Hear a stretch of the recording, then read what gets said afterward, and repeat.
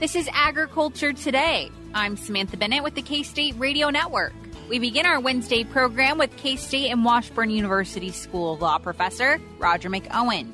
In this agricultural law update, Roger highlights the importance of understanding what qualifies as a depreciable business asset and what it means for an asset to be placed in service. Also ahead, we continue our series highlighting the Save Farm in honor of Veterans Day this Friday. And today's segment sheds a light on program offerings through the Save Farm, explained by those who make the amazing work of this program possible. We end with the Beef Cattle Institute's Ask the Experts. This week, K-State experts Brad White, Bob Larson, and Brian Lubbers answer a listener's question on how to best manage high-risk calves that are susceptible to diseases such as bovine respiratory disease. That and more is coming up ahead on Agriculture Today.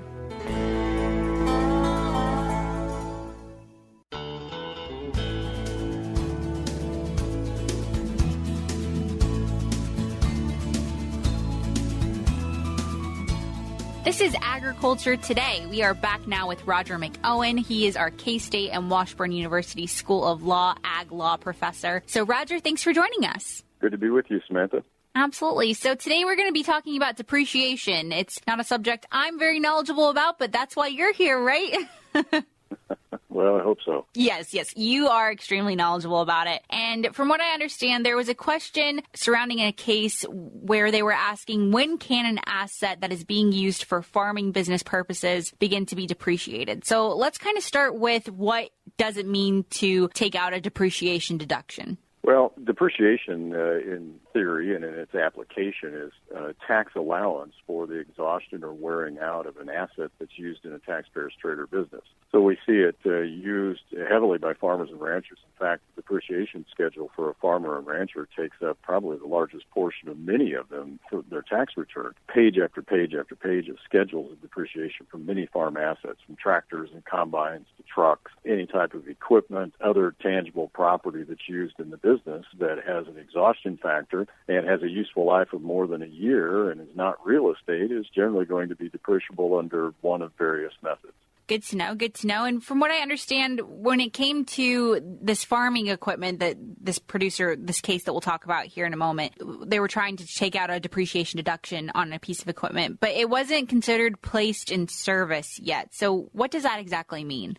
Well, this is a big issue, and we get into this time of the year, and typically what I start seeing are advertisements from various ag retailers in farm magazines that are saying, well, basically, if you sign a contract with us by the end of the year, you can start to claim depreciation on the asset that you purchased by virtue of that contract. And it leads them to believe that that is regardless of whether they've actually taken delivery of it or whether it's at the farm or whether it's ready to be used, whether it's still at the dealer or not. And that's not the case. We have to meet a placed in service rule, and that's the measuring rule that IRS uses to determine the first tax year in which an asset that's used in the trade or business of farming is eligible to be depreciated, and when you can start that depreciation. And what that basically means is that the asset is ready and available for use in your trade or business.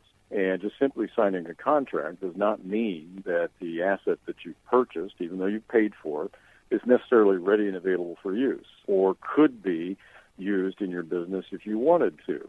So if I sign a contract to build a building, to have a building built on my farm that I'm going to use in my farm business, then I need to have more than just simply a pile of lumber dropped in my barnyard by December 31st. I need to have that structure up and ready for me to use it as of December 31. Whether I actually put it in use or not is not the point. The point is it's ready and available for me to use as of the end of the year if I wanted to. Same thing for buying a tractor, buying a combine. Has it been assembled? Has it been delivered to the dealer? Is it serviced? Is it ready to go? It would meet the definition of placed in service. Now, if it's ready to go, but it's at a dealer 1,000 miles from my farm, that's a different issue. But if it's ready and available to use and it's ready at the dealer and I could pick it up, take it to my farm and start using it by December 31, that's enough. I don't actually have to use it. It's just ready and available for use as of the end of the tax year. But these ads that indicate that all you have to do is sign a contract, that's not enough. And IRS is not going to agree with that at all. Sure, yeah. And I mean, the IRS has the final say in this matter, not whoever you're buying this equipment from. So making sure you understand those guidelines is definitely important. That's right. And I mentioned a case earlier that we were going to talk through, and it's the Stein case. And tell us a little bit about this. I know this was several years back, but important implications. Yeah, this is a federal case decided by the federal court in Louisiana in 2015. The IRS did not agree with it. They filed what's called a non-acquiescence in the spring of 2017. But this is a taxpayer that had a retail business that sold home building materials and supplies. And they built 2 new retail stores, and as of the end of the particular tax year, the buildings were substantially complete, partially occupied, and the taxpayer had obtained certificates of completion and occupancy, and customers could enter the stores, but the stores were not open for business as of the end of the tax year. Well, the taxpayer claimed a depreciation allowance for that tax year on the 2 buildings, which created a tax loss on the return. They carried those losses back to prior years, which you can do under the loss carryback rules, and they got a refund. IRS came in, disallowed the depreciation deduction, of course, changes the refund to a tax liability. And the IRS said, well, you hadn't placed the buildings in service, and the deficiency the IRS assessed was over $2 million for the tax years in issue. So it was a big deal. Taxpayer pays the deficiency, sues for a refund. They get into federal court. And the IRS said, well, you have to match up the expense with the income. And since you didn't have any revenue from the income in that year, you can't take the expense. But that's not the test. And the federal court told the IRS that's not the test and ruled against them, granting summary judgment for the taxpayer and saying that building is ready to go. It doesn't mean that they actually had to have sales or actually used it. It meets what's known as the placed in service definition. And so that's a key point, and the IRS apparently didn't learn their lesson because they issued a non-acquiescence to the case, but they can fight that all they want. The case law is pretty solid on that point. Absolutely, yeah. Another reminder of knowing the details of these sort of rules and what they actually mean. And going forward from this case, what are some major takeaways in your opinion, Roger? Well, as I said earlier, I think farmers need to be on the lookout for end-of-year promotional ads in farm magazines stating that a contract could be signed or delivery taken before year-end, which would allow them to have a depreciation deduction for that year. That's not correct, and you've got to do more than just merely sign a contract. That asset, as I said earlier, has to be ready and available for use in your farming business. So I think the big take-home is don't get lured into a bad tax result by inaccurate sales information. Remember, these companies are there to sell their product, and that's fine. And they're pushing hard in a down economy to keep their sales up. They're not in the business of providing sound tax advice. So take those ads that you might see in a farm magazine, take them to your tax practitioner, your CPA, your farm CPA, your farm tax attorney, and have them look at it for you before you sign something on the dotted line. Understanding terms and agreement sort of things is one thing, but understanding the tax implications is a whole other. So good reminders for sure. And Roger, I know you recently wrote an article up about this subject specifically, and you write tons of articles every single week in regards to, latest updates when it comes to ag law subjects. So tell us a bit about where listeners can find that at. So this is on my blog that can be accessed through my website, which is washburnlaw.edu/WALTR. It's also on the Ag Manager website, and this is a blog article dated October 28th of this year, so just a few days ago. We will link to this article specifically in the show notes of today's program, which can be found on agtoday.net. But Roger, as always, thank you so much for your time and for your insight. Thank you, Samantha. Once again, that was K-State and Washburn University School of Law professor Roger McEowen for this week's Ag Law Update. Before we cut to a short break, with Thanksgiving quickly approaching, turkeys are on the minds of many. Rod Bain with the USDA's Newsline shares more on what to expect this holiday season. Let's talk turkey for a couple of minutes, as in your potential Thanksgiving turkey. Rumblings are taking place about potential turkey shortages and higher prices as the annual celebration approaches. What do recent USDA forecast and analysis demonstrate regarding these concerns? World Agricultural Outlook Board Chair Mark Jekanowski says the October outlooks for turkey indicate for production. 2022 turkey production we reduced by about 10 million pounds, reflecting both hatchery data that we're observing and also some recent cases of HPAI that also are going to have some impact on near-term production. And price. We raised our turkey price forecast 1.6 cents per pound to 152.9 cents per pound for 2022. You perhaps heard Jekanowski talk about highly pathogenic avian influenza's impacts on turkey production. USDA livestock analyst Shale Shagam elaborates. To date, bird losses as a result of HPAI have been about 7.8 million birds, of which about 7.6 million are meat-type birds. But to put that 7.6 million bird number in perspective, last year on average we slaughtered about 18 million birds a month. So that 7.6% is almost a half a month's worth of birds available for slaughter. Less birds also mean lighter weights for turkeys. Turkeys producers are sending to market due to demand. As we move into the holiday season, we are talking about lower numbers of birds being slaughtered, less turkey meat available. If you are finding less or perhaps no turkeys in your retail meat section at this time, Shagam says wait until Thanksgiving is closer on the calendar. The industry has been putting birds in storage, which is typical for the buildup towards this time of year. The size of the buildup is somewhat limited by the availability of turkey being slaughtered. Turkey breasts are also expected to be in tight supply.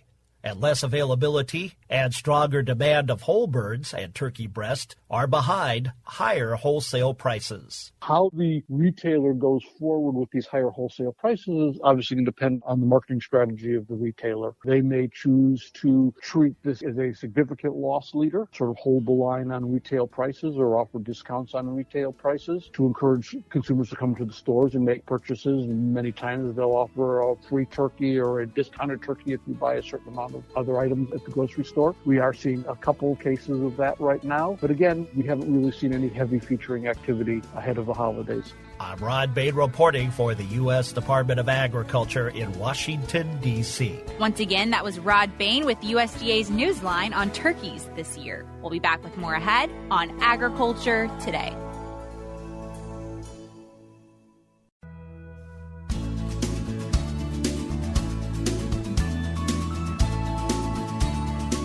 This is Agriculture Today. We are continuing our conversation on the Safe Farm. And to do that, we have with us several special guests now. They are a part of the team that makes the Safe Farm possible. So we have once again with us Todd Bunting. He is the chairman of the board for the Safe Farm. So Todd, thanks for joining us.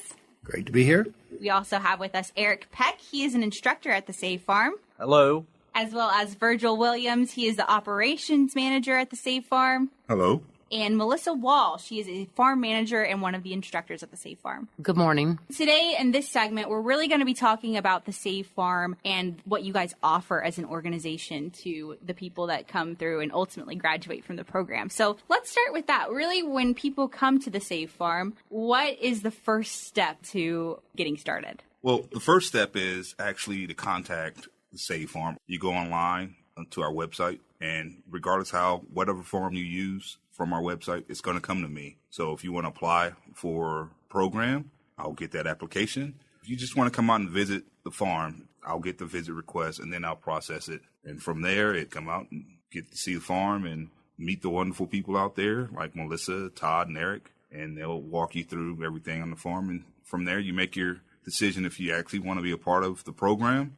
And if you say yes, then there's some more paperwork, just like any other school. And once that's done, just wait for the next start date. Excellent. And there's two portions of the year that you guys put together the SAVE program. So what are those start dates usually? We basically break it down to a winter and a summer cohort. The winter cohort starts January. Most likely it'll start around the second week of January. And for the summer cohort, we try and get that started the week after the 4th of July.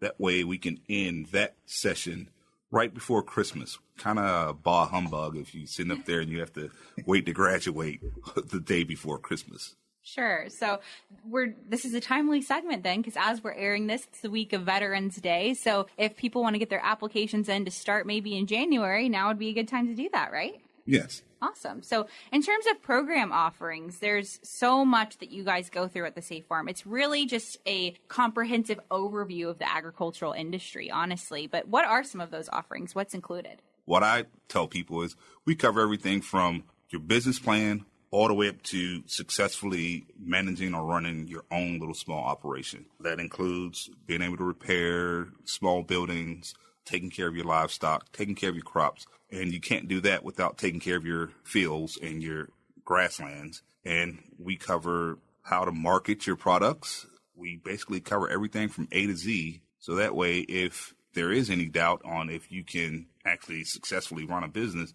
by the time you finish our program, you're pretty much going to be positive that you can do what you want to do. Well, that's incredible. And I know the Safe Farm itself is 308 acres, I believe, Todd, you mentioned in a previous segment. So, Melissa, as the farm manager, how do you take on that huge task day to day? Well, it's just like any other person that's involved in agriculture. You've got bases to cover, certain different seasons that you're meeting the criteria of what needs to happen on the farm. With that, we have students who are available that come, and they have a learning opportunity besides our interns who come along. And the interns are the ones who have completed our 5-month program, and they have the opportunity to come back and develop some more of those skills that they've learned. Because, when it comes to agriculture, you put that big umbrella up and it covers everything from A to Z. Between you and I, we probably could name everything under the sun between A and Z that covers agriculture, like Virgil had said.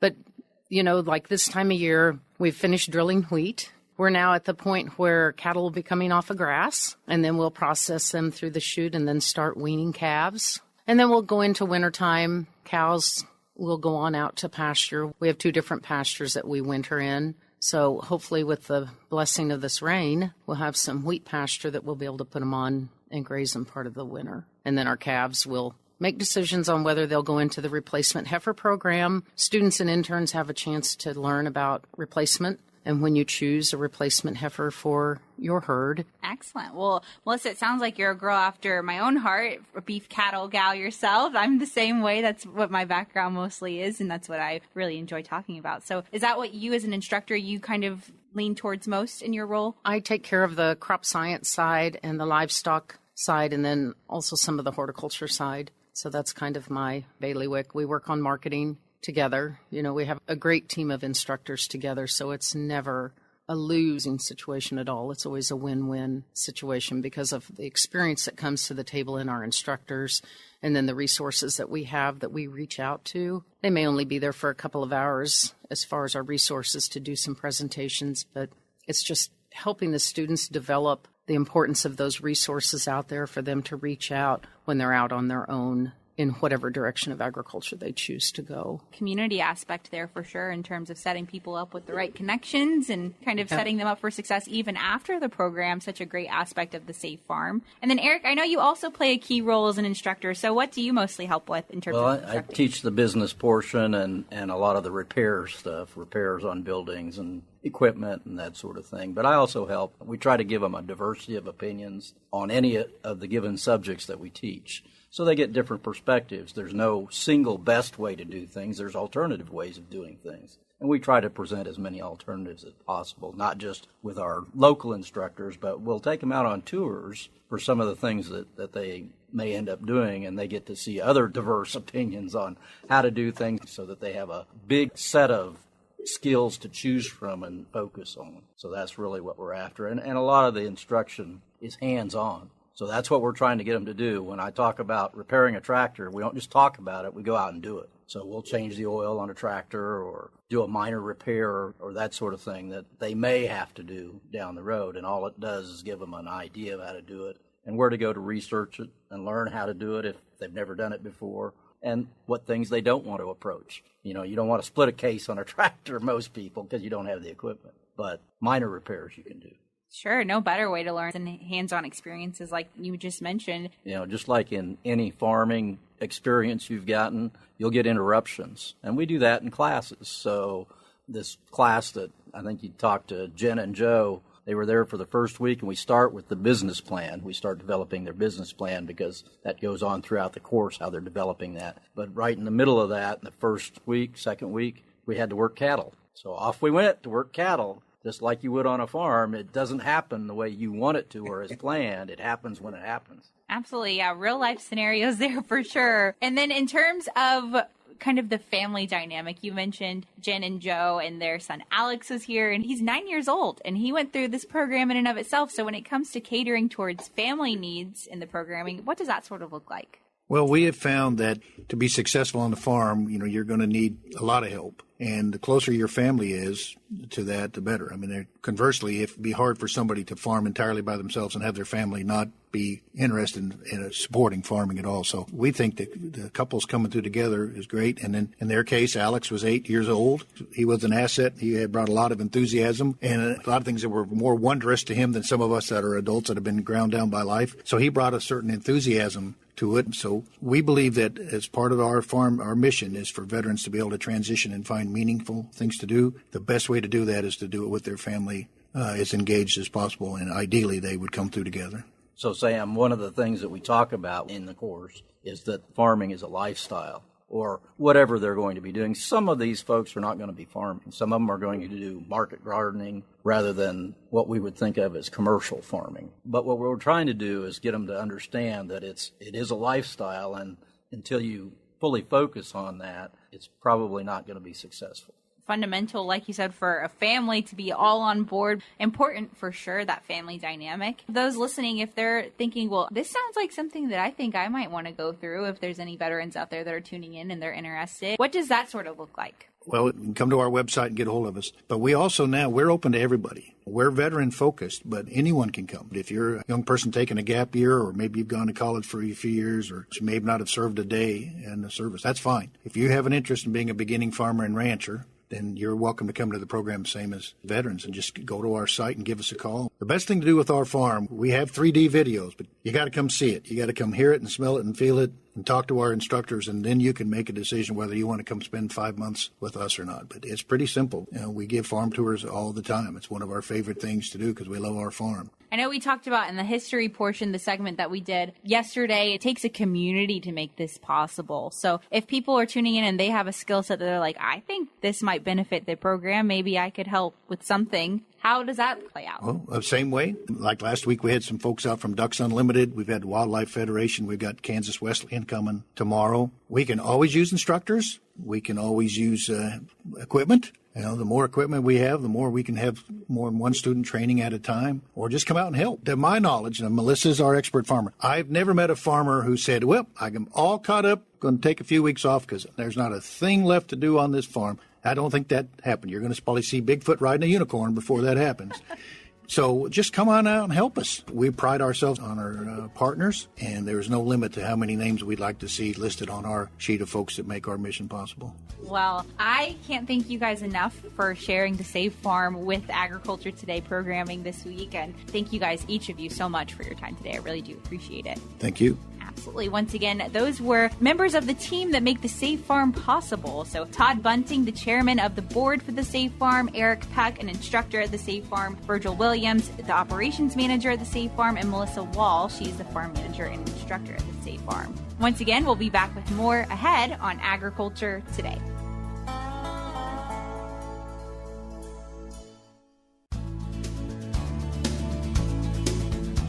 This is Agriculture Today. We are ending our Wednesday's programming with our Beef Cattle Institute's Ask the Expert segment. This week, we are joined by experts Brad White, Bob Larson, and Brian Lubbers.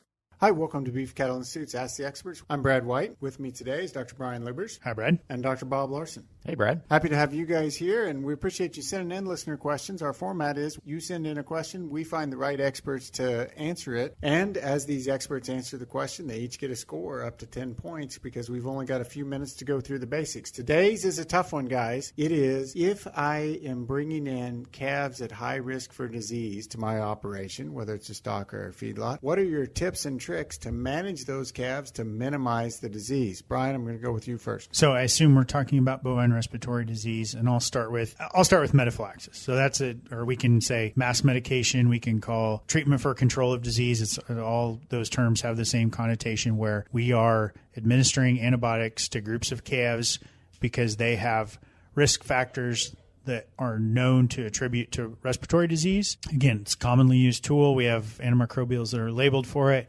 And we know there's been a lot of clinical trials that have been done that show that using that tool reduces morbidity and mortality in those groups of calves. Absolutely. So metaphylaxis, great answer. We're going to start with that to control our respiratory disease. So 8 points for Brian out of the gate, Bob. That's kind of tough. Some of the other things to consider are what I would call just basic animal husbandry. So make sure the pens are ready for arrival. So I want a good clean pen to put the cattle on. I want clean water that's readily accessible. A lot of times if these high-risk calves are coming straight off a cow, they may not even really know how to get to water. So I prefer a big open tank. Sometimes we even run water onto the ground to draw them to the tank versus something that's more artificial that they're not used to, such as, a high automatic water or something. The calves may or may not really recognize that. So water intake, feed intake, a good transition diet that starts with a little more forage and then moves to a little more grain. All of those things become really important to get that calf off to a good start. So I'm going to say good animal husbandry, including basically the facilities and the nutrition as a place to start. Excellent. Like that answer a lot. So manage the basics, not just antibiotics that arrive. Manage the basics. Would have had more points than Brian, but you went a little bit over time. So seven points, Bob. Brian, now I'm going to refocus after they arrive. And the listener question was, what should I do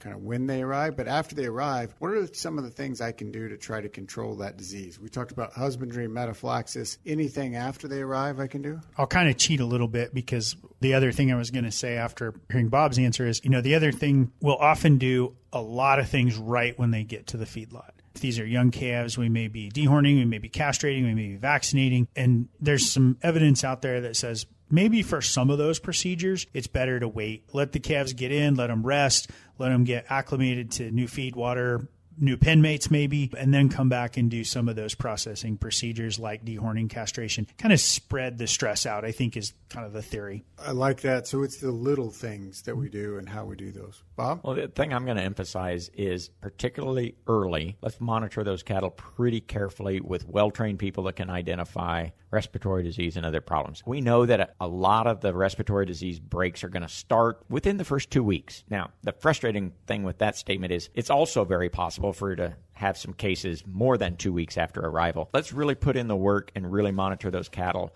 the first couple of weeks so we can identify sick cattle and treat them as soon as possible. So not just how we monitor, but when we monitor in depth over that first couple week period. All right, Brian is leading 8-7 at this point. So Brian, give me one last take home. One piece of advice. I'm bringing in high risk calves. Give me one take home. I think the take home for this year is it's going to be different.